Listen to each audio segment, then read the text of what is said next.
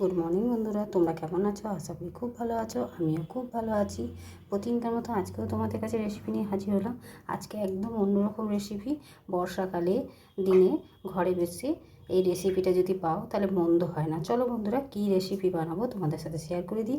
আজকে আমি ভাজাবো ডাল ভাজা। দেখো, ডাল ভাজা অনেক রকমভাবে খেয়েছো। আমি যেভাবে বানাচ্ছি তোমরা অতি অবশ্যই ঠিক সেইভাবে বানিয়ে খেয়ে দেখবে। একদম দোকানের মতন হবে।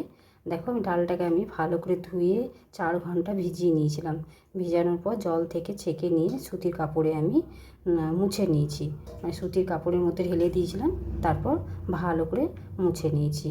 এরপর কি কি মশলা লাগবে তোমাদের সাথে সমস্ত সব কিছু শেয়ার করে দিই।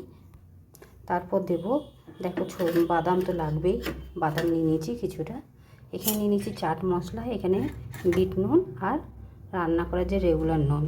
এখানে নিয়েছি ধনে জিরে, আর নিয়ে নিয়েছি ধনে জিরে আর একটু মৌরি।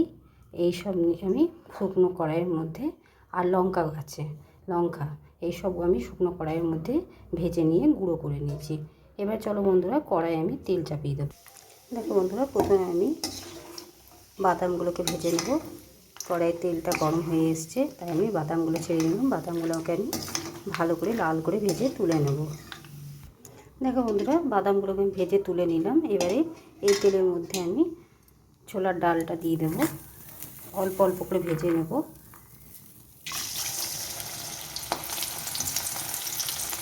এভাবে আমি অনবরত নাড়তে থাকবো, আর গ্যাসটা মিডিয়াম আঁচে রাখতে হবে। এভাবে আমি নেড়ে যাব যতক্ষণ না ফেনাটা যেই বন্ধ হবে তখনই ভাববে যে ভাজাটা কমপ্লিট হয়ে গেছে। দেখো বন্ধুরা, আমি ভাজছি। দেখো, ফেনাটা প্রায় কমে এসছে। এবারে আমি নামিয়ে নেব। দেখো বন্ধুরা, আবার দিয়ে দিলাম একই রকমভাবে। আগেরগুলো তুলে নিলাম, এটাও সেই একই রকমভাবে ভেজে নেব। তোমরা অতি অবশ্যই আমি যেভাবে বানাচ্ছি তোমরা সেভাবে একবার হলেও বানিয়ে খেয়ে দেখবে। একদম দোকানের মতনই স্বাদ পাবে খেতে, আর দুর্দান্ত হবে একদম। মানে কি বলবো তোমাদেরকে। আর আরেকটা কথা তোমাদের বলতে ভুলে গেছি, যখন ডালটা ভিজিয়ে দেবে তখন একটু খাবার সোডা দিয়ে দেবে জলটার মধ্যে। তাহলে ভালো মতন ভিজেও যাবে আর ফেপেও থাকবে, আর ভাজাটাও খুব সুন্দর হবে। তাই একটু খাবার সোডা দিয়ে দেবে জলের মধ্যে। এবারে আমি ওই আগে যেরকমভাবে ভাজলাম ঠিক সেই রকমভাবে এই ডালটাকেও ভেজে নেব। সমস্ত ডালগুলো একই রকমভাবে ভেজে নেব। এগুলো ওই রকমভাবে ভেজে নিয়ে আমি তুলে নেব। দেখো বন্ধুরা, এইগুলো একই রকমভাবে ভেজে নিলাম। আওয়াজ দেখছো, শুনতে পাচ্ছ কতটা ক্রাঞ্চ আর একদম দোকানের মতন হয়েছে। এবারে আমি তেল থেকে ছেঁকে নেব। আগেরগুলো দেখো তুলে নিয়েছি, দেখছো, এই দেখো। এবারে এইগুলোকেও আমি একই রকমভাবে তুলে নিয়ে তারপর বাকিগুলো আবার একই রকমভাবে ভেজে নেব। দেখো বন্ধুরা, যে বাকিটা ছিল সেটা সবটাই দিয়ে দিলাম। এবারে আমি এইগুলোকেও একই রকমভাবে ভেজে নেব। তোমরা কিন্তু বাড়িতে অতি অবশ্যই এভাবে বানিয়ে খেয়ে দেখবে, তারপর আমাকে কমেন্ট করে জানাবে যে কেমন লেগেছে। আর ভালো লাগলে লাইক করে দেবে বন্ধুরা, আর শেয়ার করে দেবে। এবার আমি একই রকমভাবে ভেজে তারপর তুলে নেব।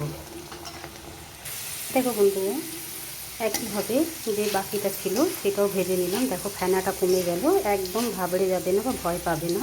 যে কী করে বুঝতে পারবো, যখনই ফেনাটা কমে যাবে জানবে যে একদম পারফেক্ট ভাজা হয়ে গেছে। দেখো, আমারও ভাজা হয়ে গেছে, ফেনাটা কমে গেছে। এবার আমি তুলে নিয়ে অন্য একটা জায়গায় নিয়ে নেবো। আগে আমি এখন তুলে নিই। দেখো বন্ধুরা, আমি সবগুলো তুলে নিয়েছি। এবার আমি দিয়ে দেব বাদাম,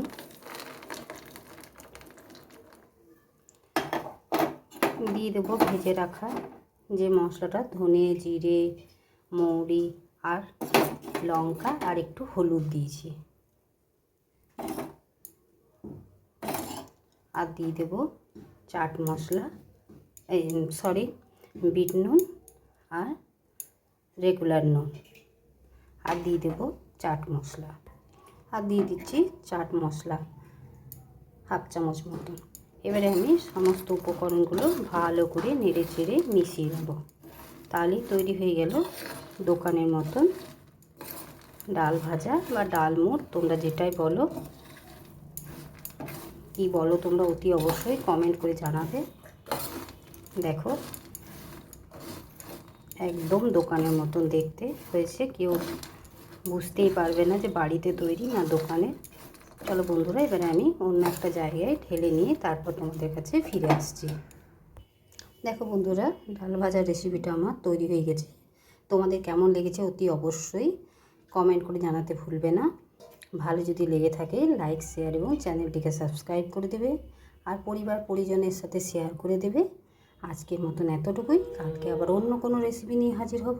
সুস্থ থেকো, ভালো থেকো, তোমরা আমার বন্ধু হয়ে পাশে থেকো।